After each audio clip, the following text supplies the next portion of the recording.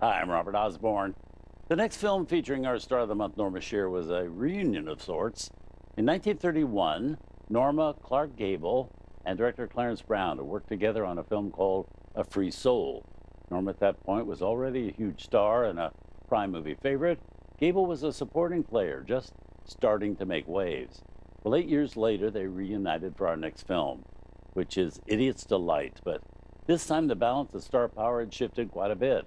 Norma was still a major star, and Clarence Brown was one of MGM's most respected directors, and recently had directed 2 films with Garbo. But things had changed drastically for Gable.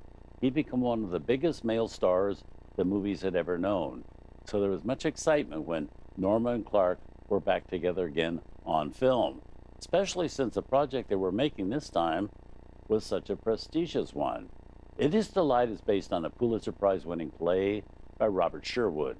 The stage version was an enormous success, starring Broadway's legendary acting couple Alfred Lunt and Lynn Fontanne.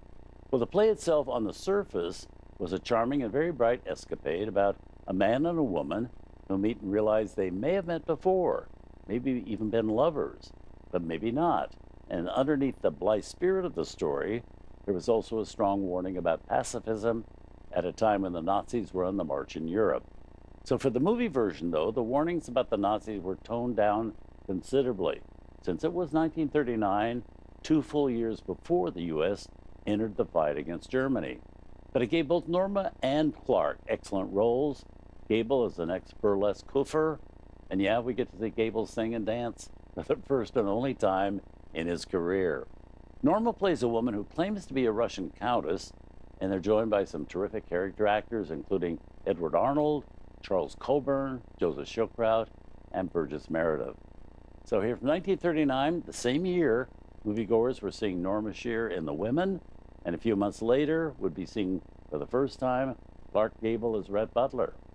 Here's Idiot's Delight.